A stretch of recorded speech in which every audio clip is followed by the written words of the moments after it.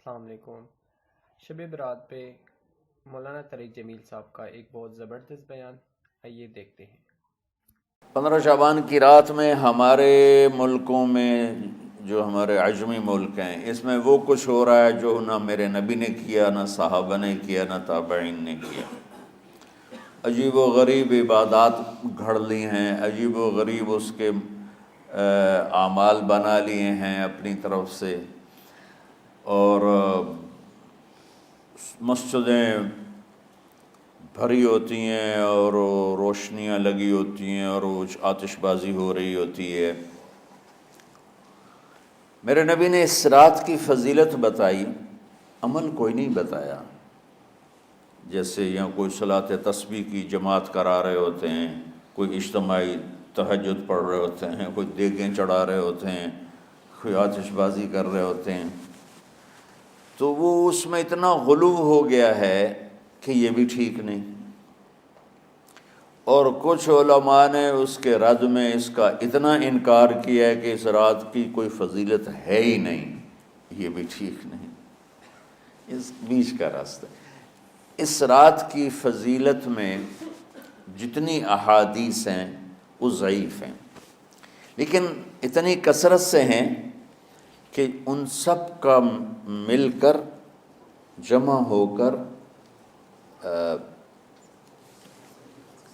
کم از کم وہ حسن لغیر ہی تک تو پہنچ جاتی ہیں۔ اور ابن عثیمین رحمۃ اللہ علیہ نے بھی یہ لکھا ہے کہ زیادہ سے زیادہ ان احادیث کے مجموعے سے، چونکہ اگرچہ ضعیف ہیں لیکن کافی زیادہ ہیں، تو وہ حسن لغیر ہی تک پہنچ جاتی ہیں۔ تو حسن لغیر ہی سے کوئی عمل ثابت نہیں ہوتا، عمل ثابت ہوتا ہے صحیح حدیث کے سے۔ ایک احادیث کی کثرت سے روایات، اور ایک امت کا عمل، کہ امت کا بہت بڑا طبقہ صدیوں سے اس رات کا اہتمام کر رہا ہے۔ لیکن کچھ عرصہ پہلے تک اہتمام تھا دن میں روزہ رکھنا، رات کو کوئی نوافل پڑھ لینا، کوئی دو چار زیادہ پڑھ لینا، لیکن اب یہ ڈھول تماشے جو اب شروع ہوا ہے، اس کا تو کوئی وجود ہی کوئی نہیں ہے۔ تو اس رات کو اللہ تعالیٰ نے مبارک بنایا، اور حدیث پاک میں آتا ہے کہ اللہ تعالیٰ اس رات میں ساری دنیا کے لوگوں کی بخشش فرماتا ہے، سوائے 5 آدمیوں کے۔ 5 کے سوا سب اہل ایمان کی بخشش ہو جاتی۔ مشرک، المشرک، پہلا مشرک، دوسرا مشاحن، مشاحن کیسے کہتے ہیں؟ دل میں بغض رکھنے والا، کینہ رکھنے والا۔ تیسرا مسبل ازارہ، اپنے پاجامے شلوار چادر کو ٹخنوں سے نیچے تک لے جانے والا، لیکن ایک شرط کے ساتھ کہ وہ تکبر کی وجہ سے ہو، سستی کی وجہ سے ہے، غفلت کی وجہ سے ہے۔ چونکہ جب آپ نے ایک مرتبہ اس کے بارے میں بات کی تو حضرت ابوبکر صدیق نے کہا، یا رسول اللہ، میری چادر، عرب چادر باندھتے تھے، جیسے ہمارے پنجاب کا لباس چادر تھا، اب وہ کم ہو گئے۔ ہماری تو بزرگ عورتیں بھی اور مرد بھی سب چادر باندھتے تھے، شلوار تو کسی کو پتہ ہی نہیں ہوتا تھا ہمارے بچپن میں۔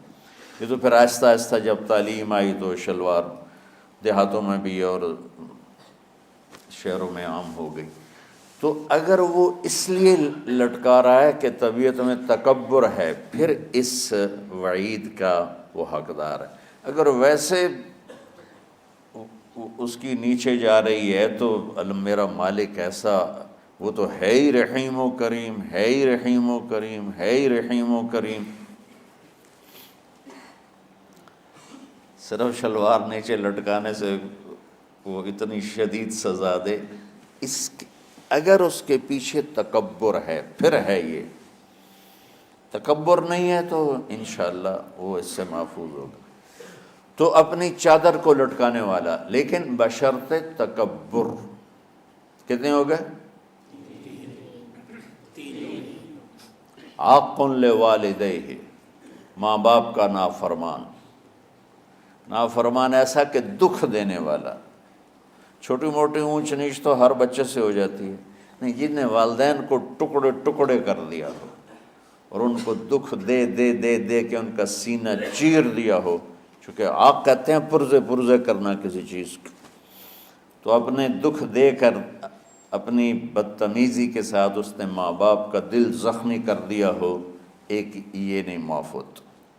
پانچواں، مدمن خمر، مسلسل شراب پینے والا، مستقل جو شراب کا عادی ہو، ان پانچ کو مؤخر کر دیا جاتا ہے۔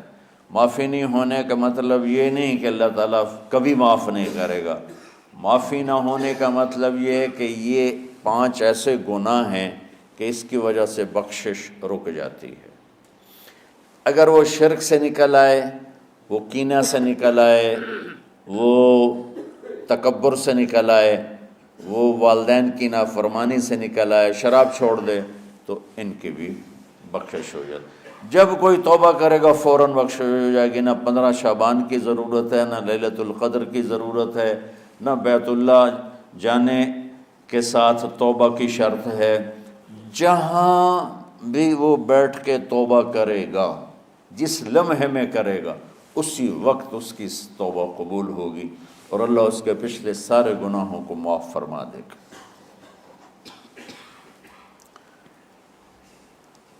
دن کا روزہ، رات کا قیام، زیادہ زیادہ قیام سے مراد نوافل ہیں، کوئی گھر میں پڑھ لے، کوئی مسجد میں پڑھ لے۔ نوافل، نفلی عبادات گھر میں ہی افضل ہوتی ہیں۔ میرے نبی سنتیں ہمیشہ گھر سے پڑھ کے آتے تھے، تہجد اپنے گھر میں پڑھتے تھے، مسجد میں نہیں پڑھتے تھے، سوائے اعتکاف کے آپ اپنے نوافل سنتیں سب گھر میں پڑھتے تھے اور مسجد میں صرف فرض آ کے ادا فرماتے تھے، اور اس کے بعد بیٹھنا ہوتا تھا تو بیٹھ جاتے تھے، اٹھنا ہوتا تھا تو اٹھ جاتے تھے۔ تو اعتدال اللہ کو ہر چیز میں پسند ہے۔ دنیا جو مختصر ہے اس میں کیسے پسند نہیں ہوگا؟ آخرت جیسے معاملے میں بھی اللہ ہم سے کہہ رہا ہے اعتدال، امتن وسطا۔ ایسے عیسائیوں کی طرح ترک دنیا بھی نہ کرو، یہودیوں کی طرح دنیا کے پیچھے نہ پڑ جاؤ، رزق حلال بھی کماؤ، اپنے بچوں کو بھی دیکھو، اپنے فرائض کو بھی دیکھو جو دنیاوی ہیں، اور اللہ سے بھی اپنا معاملہ ٹھیک کرو اور درست کرو۔ بعد کے زمانے میں صحابہ کے بعد سے ہی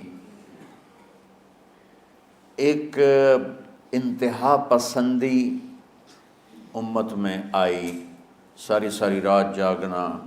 فلاں بزرگ تھے، وہ رسے سے اپنے بالوں کو باندھ لیتے تھے کہ نماز پڑھتے پڑھتے جب نیند آئے اور جھٹکا لگے تو رسے سے بندھے ہوئے بالوں سے اس جھٹکے سے تکلیف ہو اور ان کی آنکھ کھل جائے اور پھر نفلوں میں شروع ہو جائے۔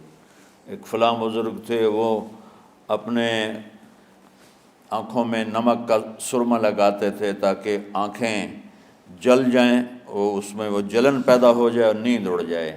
یہ ایسے واقعات بھرے پڑے ہیں۔ فلاں بزرگ تھے، انہوں نے 30 سال عشاء کے وضو سے فجر کی نماز ادا کی۔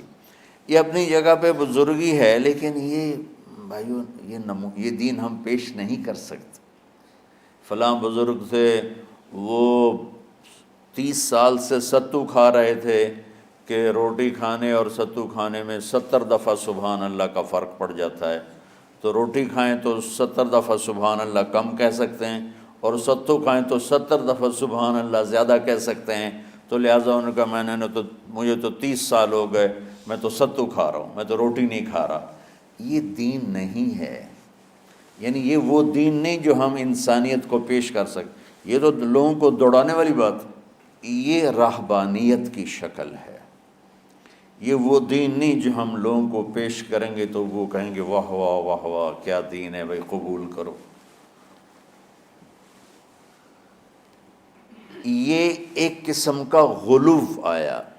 میں ایک حدیث سناتا ہوں، بخاری شریف میں بھی ہے، مجھے اب ہر شے بھول گئی، لیکن وہ ہے نہی الغلو، اس طرح کر کے آپ لوگ زیادہ جانتے ہوں گے جو پڑھ رہے ہیں کہ غلو سے نہیں۔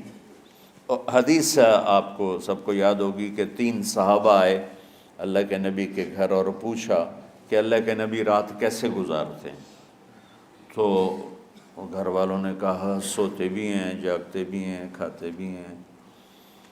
تو وہ تینوں آپس میں کہنے لگے وہ تو نبی ہیں، سوئیں بھی تو کوئی بات نہیں، اور شادی ہے کوئی بات نہیں، ہم تو نبی نہیں، ہمیں تو کچھ کرنا چاہیے۔